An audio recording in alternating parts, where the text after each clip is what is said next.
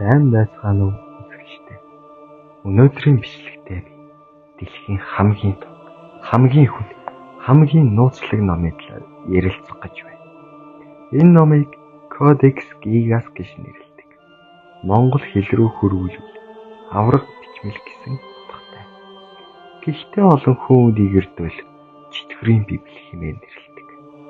Яагаад гэвэл энэ номонд читгэврийн зургаас эхлээ хараал, зан үйл, сүнслэг нөлөөтэй олон зүйл багтдаг.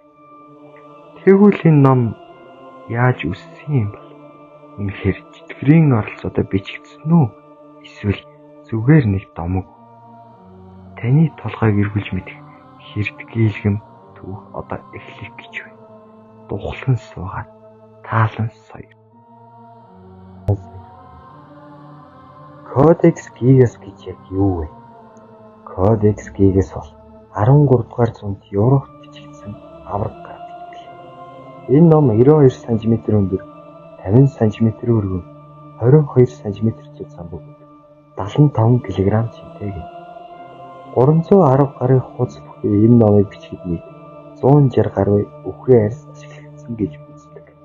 Гэхдээ хамгийн хачирхалтай бүх номыг ганцхан хүн бичсэн мэт бүх бичвэр яг нэгэн хэмтэй. Нэг л хүний гарын хөдөлгөөн мэт үзэгддэг. Өнөөдөр ийм хэмжээтэй ном хийх нь техник талаасаа боломжтой ч тэр үед энэ бол бараг боломжгүй зүйл билээ. Домогт өгүүлснээр нэгэн лам гүн нүгэл хийж хийдийн дүрм зөрчим хатуу шийтгэл хүлээсэн гэдэг. Түүнийг ханамд амдаар нь шороо оруулах ял хүлээл гэж амьдрал нь дуусах гэж байсан тэр мөчид лам нэгэн хачирхалтай амлалт өгсөн гэдэг. Би нэг шөнийн дотор хүн төрлөختний бүх мэдлэгийг багтаасан нэгэн ном бичнэ хэмээн хэлсэн гэдэг. Гэвч тэрээр энэ номыг бичих боломжгүй гэдгээ мэдэж байсан юм. Ингээд тэр шөний тэнгэр дор залмихэндээ авцсан лам өөрийгөө читгэрт өргөж тусламж хүссэн юм. Түүний зүрх сэтгэлийг харанхуй хүч эзэмдэж сүнсээ хар хүчинд өгсөн тэр шин ном бичигдэж дууссан гэдэг. Читгэр өөрөө гарч ирж энэ номыг түүний гараар дамжуулан бичүүлсэн юм болов уу? Эсвэл шууд бичсэн гэдг нь тодорхойгүй. Гэвч номын дунд буй нэг зүйл бүхний анхаарлыг татдаг гэдэг. Читгэрийн аимшиг төхөрг. Codex Gigas-ийн хамгийн дунд хэсэгт яг голд нь нэгэн бүтэн нүрийг эзлэн читгэрийг та зургаас харж болно. Салаа туурай, цус мэд улаанууд, сарвуу шиг хумс, мөсөн мэд хүүтэн харцтай тэр дүрм аимшиг төрөл. Энэ зураг номын дотор байгаач яг тэр зургийг яагаад хийсэн ойлгомжгүй явдал билээ. Яг энэ зургийн эсрэг талд нь Тэнгэрийн хот гэх зураг байдаг. Энэ хоёр зураг Деваачин ба там, гэрэл ба харанхуйг илтгэж буй мэт. Тиймдээ чинхүү номыг Бурхны ном уу, читгэрийн бүтээл үү гэж олон хүн өнөөдрийг хүртэл маргалдаж ирсэн юм. За тэгвэл одоо номын агуулгын талаар ярилцъя. Энэ ном нь Библиэс гадна маш олон зүйлсийг агуулсан.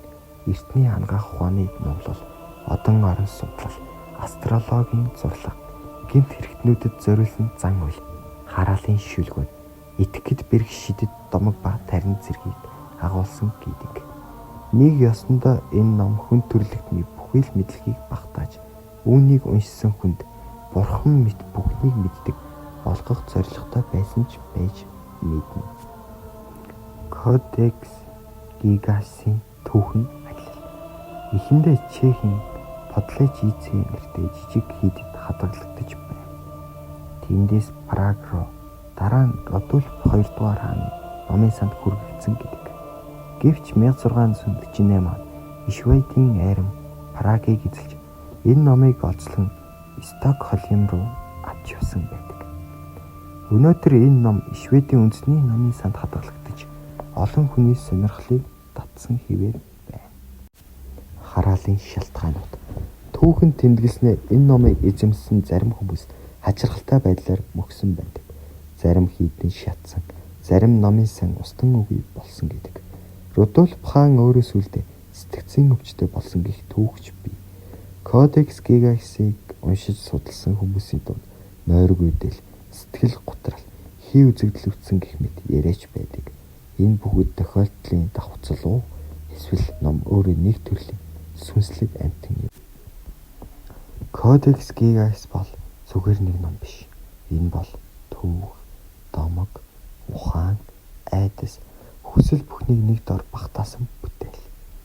Энэ номын бодит гарал үүсэл тодорхой боловч яг юунд зориулагдсан өнөөдрийг хүртэл эргэлзээтэй.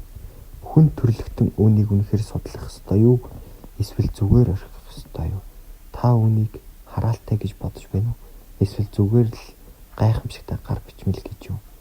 Хэрвээ энэ бичлэг танд сонирхолтой санагдсан бол лайк дараад, саб хийж, сэтгэгдэл хэсэгт Кодекс Гигас гэж үнэхээр юу вэ гэдэгт бодлоо хуваалцаарай.